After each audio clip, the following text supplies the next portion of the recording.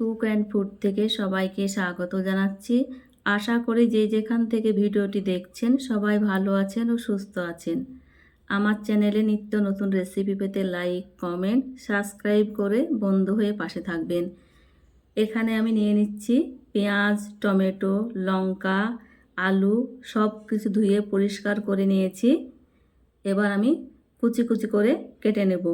আজকের এই recipe follow করে যে কেউ পারফেক্ট স্বাদের চিংড়ি মাছের তরকারি রান্না করতে পারবেন। খুব সহজভাবে করে দেখাবো। এই রান্না এতটাই মজার হয়, একবার দেখাতে খুব সহজে বানিয়ে নিতে পারবেন। এই রেসিপিটি গরম ভাতের সঙ্গে এই রকম চিংড়ি মাছের চচ্চড়ি থাকলে কথাই হবে না। এখানে চিংড়ি মাছ ধুয়ে পরিষ্কার করে নিয়েছি, খুব সুন্দর করে পরিষ্কার করে নিয়েছি। গ্যাসে কড়াই চাপিয়ে দিয়ে সরিষার তেল দিয়ে দিলাম। এই রান্নাটা সরিষার তেলেই বেশি স্বাদ লাগে। কুচি করে রাখা পেঁয়াজ কুচি দিয়ে দিলাম। তেলের সঙ্গে কিছুক্ষণ নেড়ে নিয়েছি।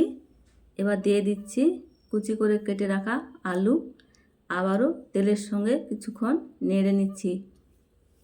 খুব সুন্দরভাবে নেড়ে চেড়ে নিলাম। এবার এখানে দিয়ে দিচ্ছি টমেটো কুচি, কাঁচা লঙ্কা কুচি। সব কিছু আবারও ভালোভাবে কষিয়ে নেব। খুব সুন্দরভাবে কষিয়ে নিতে হবে। রেসিপিটি ট্রাই করতে পারেন। যদি ট্রাই করে থাকেন আমাকে কমেন্টে সেকশনে জানাবেন আপনাদের কেমন লাগলো। এখানে দিয়ে দিচ্ছি হলুদ গুঁড়ো, লঙ্কার গুঁড়ো, জিরার গুঁড়ো, স্বাদ মতো লবণ, আদা রসুনের পেস্ট হাফ চামচ। অল্প একটু জল দিয়ে ভালোভাবে মশলার সঙ্গে কষিয়ে নেব, যাতে মশলাটা পুড়ে না যায় আর কষাতে কষাতে মশলার কাঁচা গন্ধটা কেটে যাবে। খুব সুন্দরভাবে কষিয়ে নিয়েছি। কষিয়ে নেওয়া হয়ে গেছে। এখানে পরিষ্কার করে রাখা চিংড়ি মাছ দিয়ে দিলাম।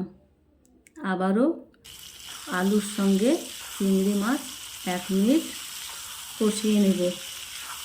এইভাবে যত কষানো হবে এই চিংড়ি মাছের স্বাদ তত বেশি হবে। খুব সুন্দরভাবে কষিয়ে নিচ্ছি।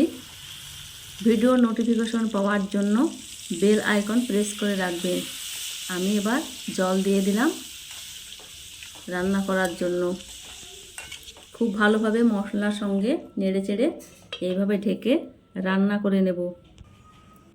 দেখছেন কত আকর্ষণীয় হয়েছে চিংড়ি মাছের রান্নাটা।